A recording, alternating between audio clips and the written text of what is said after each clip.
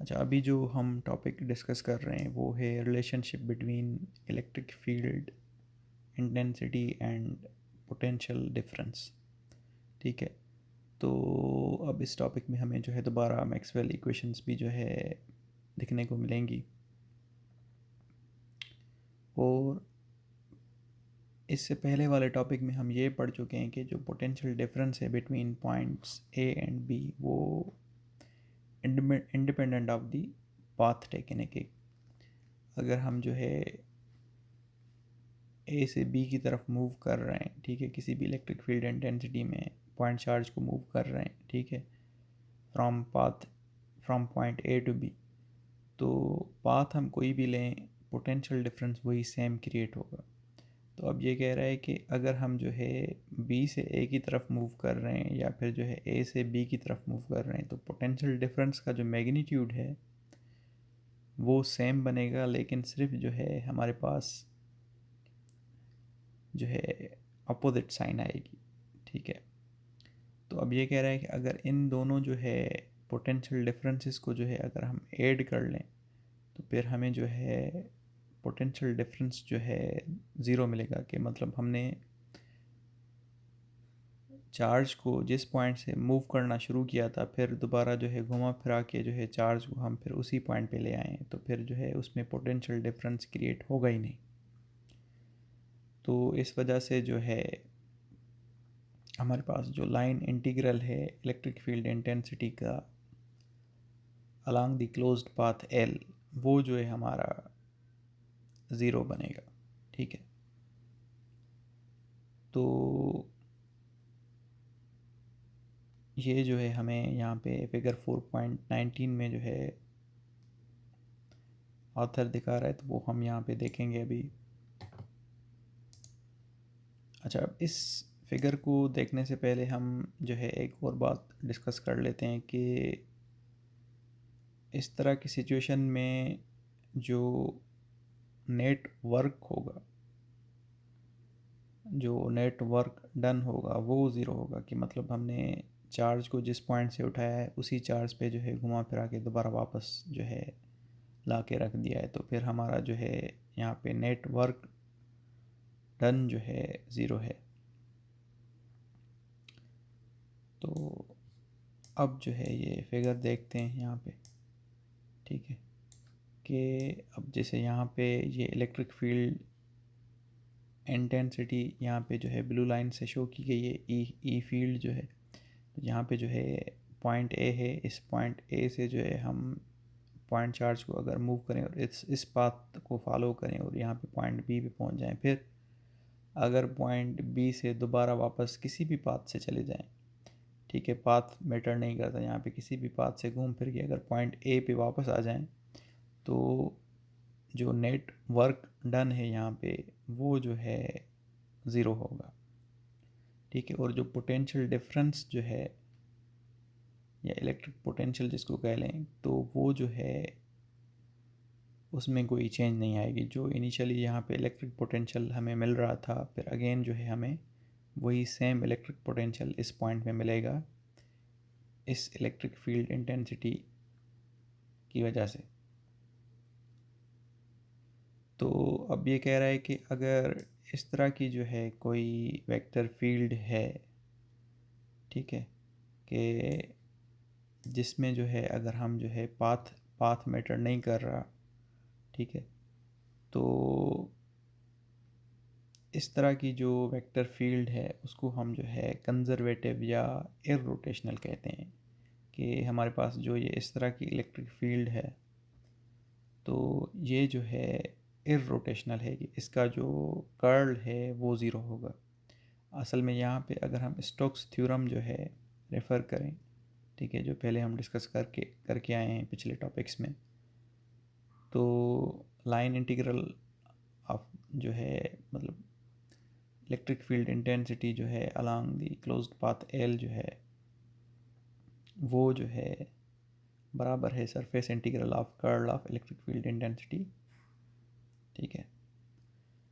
और ये वही सरफेस है जो कि ये क्लोज्ड पाथ बना रहा है। तो अब इसमें क्योंकि ये हमने चीज़ कंसीडर की है कि यहाँ पे जो है पोटेंशियल जो है, इलेक्ट्रिक पोटेंशियल जो है ज़ीरो है, तो ये जो है चीज़ अगर ज़ीरो है तो इसका मतलब है कि ये भी ज़ीरो है। तो इसमें हम ये कह रहे हैं कि जो कर्ल ऑफ ई है वो जो है हमारा ज़ीरो है। ठीक है, तो इसमें जो है जो ये वेक्टर फील्ड है, ठीक है, इसका जो लाइन इंटीग्रल है does not depend upon the path. ठीक है,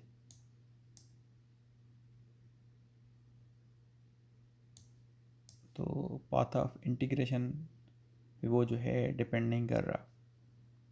और इस तरह की वेक्टर फील्ड्स को हम कंजर्वेटिव या इररोटेशनल वेक्टर फील्ड्स भी कहते हैं। ठीक है, अच्छा, अब ये जो ऊपर हमने इक्वेशंस देखी हैं 4.73 एंड 4.74, ये जो है इनको ही जो है हम मैक्सवेल इक्वेशंस भी कहते हैं। ठीक है, इस तरह फिर आगे भी मैक्सवेल इक्वेशंस आएंगी जिनको जो है हम देखेंगे या ड्राइव करेंगे फॉर स्टैटिक इलेक्ट्रिक फील्ड्स, और आगे जो है इससे ज़्यादा आगे फिर मैग्नेटिक फील्ड्स के लिए भी जो है मैक्सवेल इक्वेशंस होंगी। अच्छा, ये ऊपर हमने जो इक्वेशन देखी है, एक जो है हमारी इंटीग्रल फॉर्म में, दूसरी हमारी जो है डिफरेंशियल फॉर्म में। ठीक है, और दोनों में जो जो है हमें जो पता चल रहा है वो पता चल रहा है कि जो इलेक्ट्रोस्टैटिक फील्ड है वो कंजर्वेटिव इन नेचर है। ठीक है,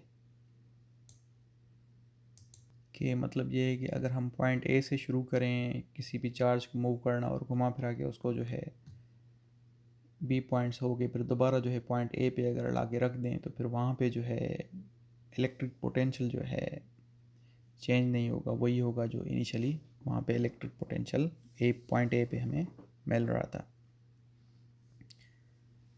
अच्छा, अब हमें ये फार्मूला हमने पढ़ा था पिछले लेक्चर में कि जो हमारे पास इलेक्ट्रिक पोटेंशियल है वो बराबर है negative of integral of electric field intensity. ठीक है, line integral of electric field intensity. ठीक है, अब ये कह रहा है कि ये जो है फार्मूला, अब इसमें अगर हम जो है डी अगर हम फाइंड आउट करना चाहें तो फिर जो है ये जो है इंटीग्रेशन ख़त्म हो जाएगी, कि मतलब दोनों साइड पे जो है अगर डिफरेंशिएशन करें, ठीक है, तो यहाँ पे जो है हमें डी मिल जाएगी और दूसरी साइड से जो है हमें जो है इंटीग्रेशन की सैम्पल ख़त्म हो जाएगी हमारे पास। तो यहाँ पे हमारे पास दो वेक्टर्स हैं जिनकी हमारे पास डॉट प्रोडक्ट है, तो ई का जो है वेक्टर ई का और वेक्टर डी एल का जो एक्स कंपोनेंट होगा वो आपस में मल्टीप्लाई होगा, फिर वाई कंपोनेंट आपस में मल्टीप्लाई होगा और फिर जी कंपोनेंट आपस में मल्टीप्लाई होगा। ये जो नेगेटिव साइन है वो ऑलरेडी यहाँ पे हमारे पास यहाँ पे है। अच्छा, ये हमने जो है डी वी जो है इस जो है इक्वेशन से हमने निकाला है, लेकिन हम जो है अगर मल्टी वेरिएबल कैलकुलस को रेफ़र करें तो वहाँ पे कह रहा है कि टोटल चेंज इन वी, और जो वी जो है डिपेंड कर रहा है एक्स वाई जी पे। ठीक है, is the sum of partial changes with respect to X Y Z variables के। कह रहा है कि ये जो डी वी है अगर मल्टी वेरिएबल कैलकुलस को हम रेफ़र करें तो ठीक है, तो उसमें जो है ये चेंज इन वी जो है वो बराबर है partial derivative of this V with respect to x. ठीक है, और partial derivative of V with respect to y, partial derivative of V with respect to z. ठीक है, और फिर यहाँ पे जो है इनको जो है डी एक्स डी वाई और डी जेड जो है उनके साथ मल्टीप्लाई करना है।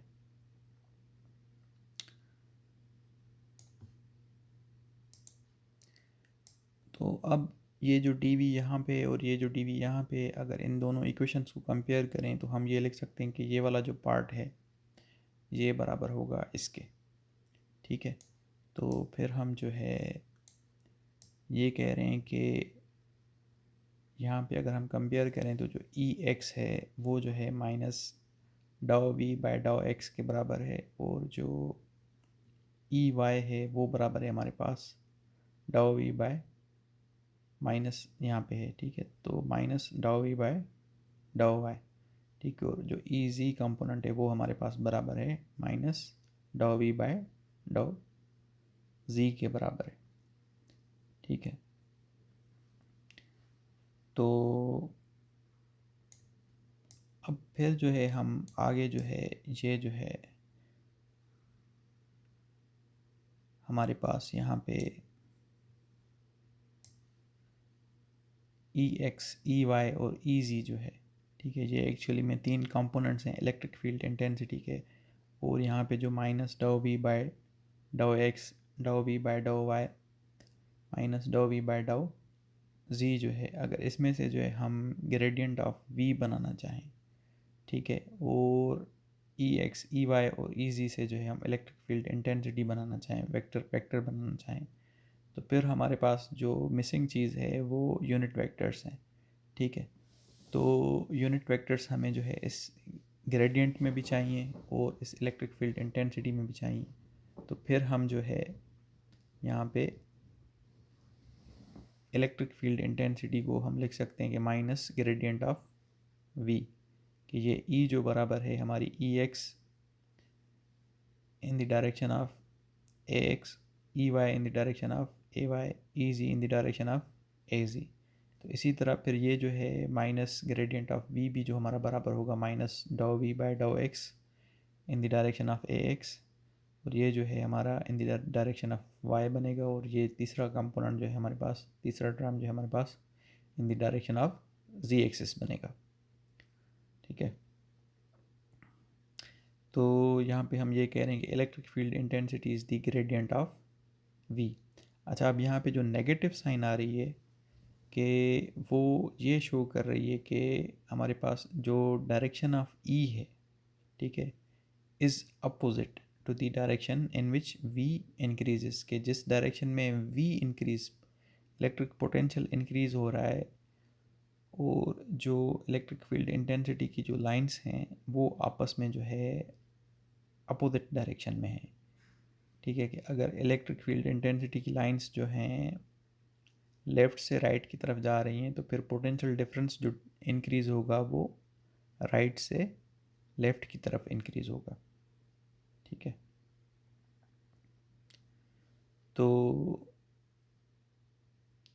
कह रहा है कि E is directed from higher to lower levels of V, के E हमारी डायरेक्ट कर रही है higher level of V to lower level of V, के V अगर जो है अगर इलेक्ट्रिक फील्ड इंटेंसिटी अगर यहाँ पे कोई पॉइंट चार्ज है उसकी वजह से बन रही है, तो फिर जो है पोटेंशियल डिफरेंस यहाँ पे ज़्यादा होगा, फिर आगे जो जाएगी इलेक्ट्रिक फील्ड इंटेंसिटी की लाइन, तो वहाँ पे जो है पोटेंशियल डिफरेंस थोड़ा कम होगा, फिर आगे मज़ीद कम होगा। ठीक है। अच्छा, अब ये हमें जो है पता है कि curl of gradient of scalar function is always zero. ठीक है, कि ये कर्ल हम फाइंड आउट कर रहे हैं ग्रेडियंट ऑफ वी का, जो कि बराबर होता है ज़ीरो के। तो हम ये कह रहे हैं कि जो ई है, ई जो है वो जो है मतलब अगर जो है कर्ल ऑफ ई अगर हमारा ज़ीरो के बराबर है, तो इसका मतलब ये होगा कि जो ई वेक्टर फील्ड है वो जो है must be a gradient of some scalar function के, ई बराबर होनी चाहिए gradient of some scalar function के। वो चीज़ हमें ऑलरेडी यहाँ पे मिल भी रही है। ठीक है। तो अब ये जो है इक्वेशन 4.76 से जो है हमें कह रहा है कि हम जो है दूसरे तरीके से भी electric field intensity find out कर रहे हैं जब हमें जो है इलेक्ट्रिक पोटेंशियल मिला हुआ हो, वरना फिर हम जो है पहले हमने जो देखा था कि हम इलेक्ट्रिक फील्ड इंटेंसिटी जो है कूलम्स लॉ और जो है गासेस लॉ यूज़ करके फाइंड आउट कर रहे थे। तो अभी ये तीसरा तरीका भी है कि इलेक्ट्रिक पोटेंशियल अगर मिला हुआ है तो फिर हम इलेक्ट्रिक फील्ड इंटेंसिटी उसकी हेल्प से भी जो है फाइंड आउट कर सकते हैं।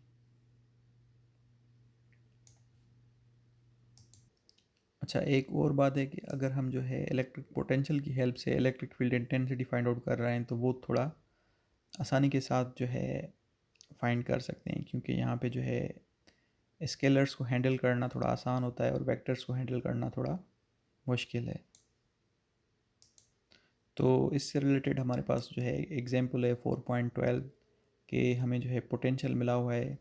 ठीक है, अब ये पोटेंशियल डिपेंड कर रहा है आर थीटा और फाई पे। इसका मतलब ये है कि हमारे पास जो है जो कोऑर्डिनेट सिस्टम हमें यूज़ करना है वो स्फेरिकल कोऑर्डिनेट सिस्टम यूज़ करना है। अब फाइंड हमें क्या करना है, electric flux density find out करनी है एट दिस पॉइंट। ठीक है, तो ए पार्ट में ये फाइंड आउट करनी है। दूसरा बी पार्ट जो है उसमें हमें जो है वर्क डन फाइंड आउट करना है कि अगर जो है हम एक 10 माइक्रोकूलम की चार्ज जो है मूव कर रहे हैं इस पॉइंट से, पॉइंट ए से जो है पॉइंट बी तक। ठीक है, तो अब पहले हम डी फाइंड आउट करेंगे। तो जैसे हमने अभी पढ़ा है कि जो है अगर हमें जो है इलेक्ट्रिक पोटेंशियल मिला हुआ हो, वी मिला हुआ हो, तो हम electric field intensity find out कर सकते हैं। तो इलेक्ट्रिक फील्ड इंटेंसिटी जब फाइंड आउट हो जाएगी तो फिर डी भी जो है आसानी से मिल जाएगी। ठीक है, तो अभी हमने ये पढ़ा कि जो इलेक्ट्रिक फील्ड इंटेंसिटी है वो बराबर है negative of gradient of V. तो ये जो है हम यहाँ पे ग्रेडियंट ऑफ वी का फार्मूला यूज़ कर रहे हैं in the form of spherical coordinates. ठीक है, अब वी जो है हमें गिवन है, उसका जो है partial derivative with respect to r और partial derivative with respect to theta and with respect to phi find out करेंगे। तो इतना मुश्किल नहीं है, वो बिल्कुल आसान है। ठीक है, तो वो हमने फाइंड आउट कर लिया यहाँ पे। अब जो है हमें डी फाइंड आउट करनी है। तो उसके लिए जो ई है उसको जो है हमें एप्सिलॉन नॉट के साथ भी मल्टीप्लाई करना है। और जो है क्योंकि हमें डी जो है इस पॉइंट पे फाइंड आउट करनी है, तो फिर हम जो है यहाँ पे आर थीटा और फाई के हर कंपोनेंट में जो है वैल्यूज़ पुट करेंगे। तो फिर ए थीटा और ए फाई वाला कंपोनेंट ऑटोमेटिकली ख़त्म हो रहा है। बाकी हमारे पास एक ही जो है कंपोनेंट बच रहा है in the direction of R axis. उसको जब हम एप्सिलॉन नॉट के साथ मल्टीप्लाई कर रहे हैं तो हमें मिल रहा है 2.5 epsilon nought A R coulomb per metre square. फिर एप्सिलॉन नॉट की भी अगर हम वैल्यू रखेंगे तो फिर 22.1। ठीक है, यहाँ पे जो है पीको आ जाएगा। ठीक है, pico coulomb per metre square. अच्छा, अब दूसरा पार्ट हमारा है कि हमें वर्क डन फाइंड आउट करना है। ठीक है, तो वो कह रहा है कि हम जो है दो तरीक़ों से ये वर्क डन फाइंड आउट कर सकते हैं। तो अभी हम पहले मेथड में देखेंगे कि क्या किस तरह फाइंड आउट हो सकता है। ठीक है, तो एक तरीका ये है कि हम जो है अभी जो इलेक्ट्रिक फील्ड इंटेंसिटी हमने फाइंड आउट की है उसको उसको यूज़ करके जो है हम वर्क डन जो है फाइंड आउट कर सकते हैं। या फिर जो है हमें वी जो वेक्टर इलेक्ट्रिक पोटेंशियल हमें जो है मिला हुआ है, ठीक है, इलेक्ट्रिक पोटेंशियल जो हमें क्वेश्चन में मिला हुआ है उसको यूज़ करके भी जो है हम वर्क डन फाइंड आउट कर सकते हैं। तो अभी वर्क डन का फार्मूला हम ये पिछले लेक्चर्स में पढ़ चुके हैं। ठीक है, और क्यू को अगर हम दूसरी साइड पे मूव करें लेफ्ट हैंड साइड पे तो ये इसके बराबर। ठीक है, अब ये कह रहा है कि अब ये जो पॉइंट ए से हम पॉइंट बी की तरफ मूव कर रहे हैं।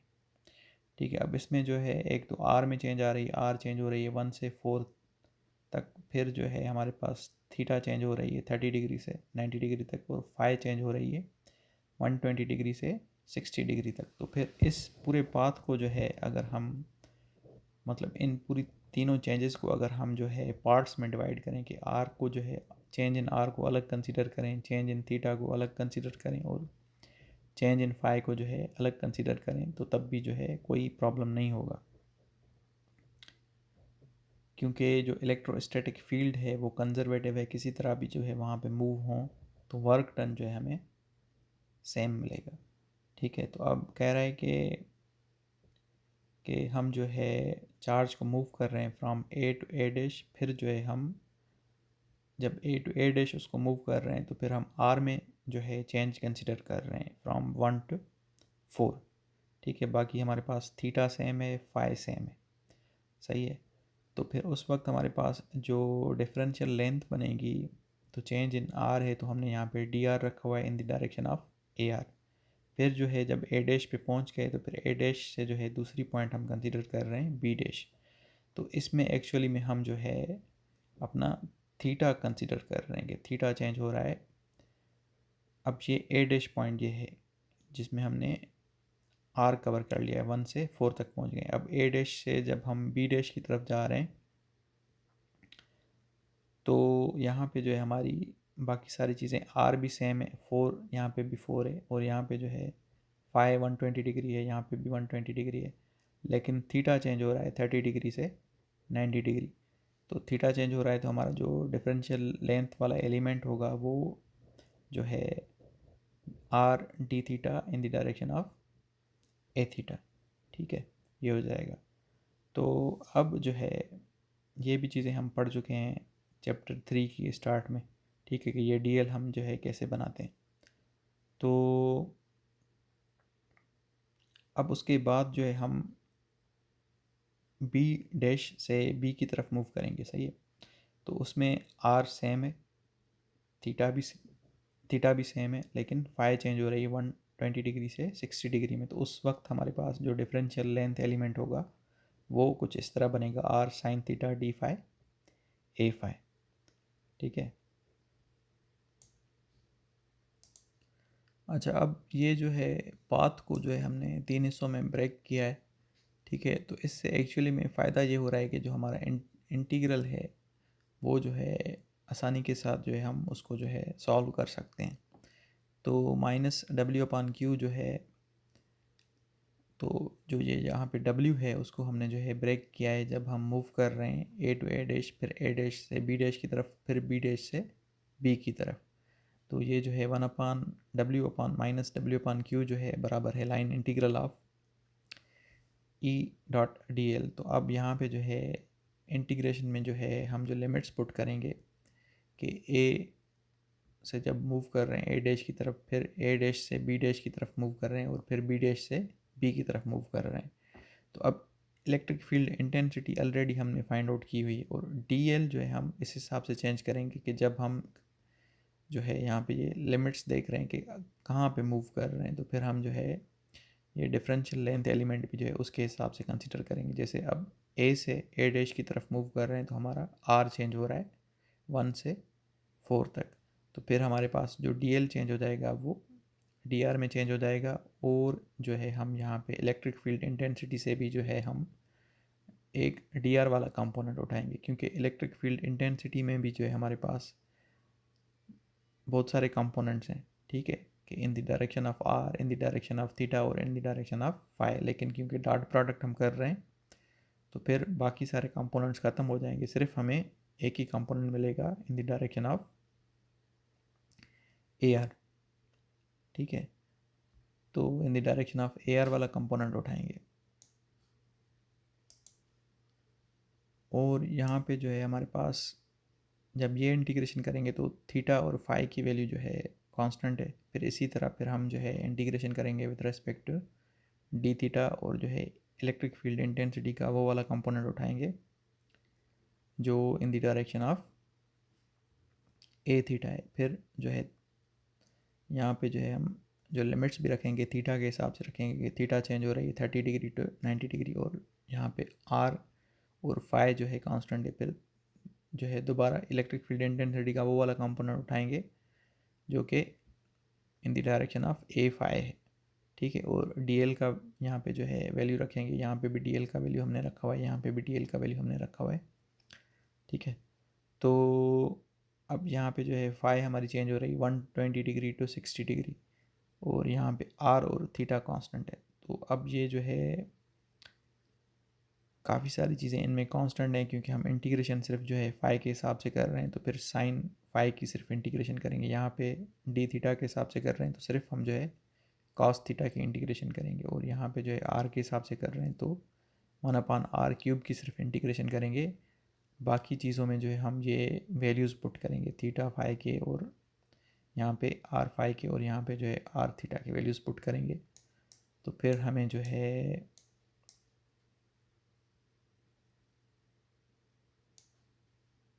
यहाँ पे ये बेसिक मैथमेटिक्स है। ठीक है, फिर हमें जो है यहाँ पे माइनस डब्ल्यू अपान क्यू का जो है वैल्यू हमें इस तरह मिल रहा है, क्योंकि हमने 3 जो है कंपोनेंट्स में पाथ को जो है ब्रेक किया है। ठीक है, अब इन तीनों को जो है जब हम सम कर रहे हैं तो हमें इस तरह जो है 45/3 16 मिल रहा है, ठीक है। तो ये Q जो है दूसरी साइड पे चला जाएगा, Q का भी हम वैल्यू रखेंगे तो फिर हमें जो है टोटल वर्क जो है हमें मिल रहा है वो 28.125 माइक्रो जूल मिल रहा है। अच्छा, अब जो दूसरा मेथड है इसमें हम जो है V यूज़ करेंगे, और ये जो है काफ़ी आसान है पहले तरीके से, उससे भी ज़्यादा आसान है कि हमारे पास जो है W का ये फार्मूला है वर्क डन का, -Q A/B E.dl, और ये वर्क जो है बराबर है Q VAB के भी बराबर है। तो जो VAB है वो बराबर होता है VB माइनस V है, क्योंकि ये VAB जो है पोटेंशियल डिफरेंस है between point B and A, ठीक है। तो फिर हम जो है जो फाइनल पॉइंट है हमारी वो VB है, तो उस में से जो है इनिशियल पॉइंट पे जो पोटेंशियल है वो हम सब्ट्रैक्ट करते हैं, ठीक है। अब V हमें जो है गिवन है, V जो है हमें गिवन है, तो उसमें जो है सिंपली हम जो पॉइंट B है उसमें जो R है, जो थीटा है, जो फाई है, वो V में पुट करेंगे। इसी तरह फिर जो है पॉइंट A पे जो R की वैल्यू है, थीटा और फाई की वैल्यू है, वो अगेन हम V में पुट करेंगे और इनको जो है सिंप्लीफाई करेंगे, ठीक है। तो फिर हमें जो है अगेन सेम जो है आंसर मिल रहा है। तो वर्क डन जो है दोनों मेथड से सेम आ रहा है।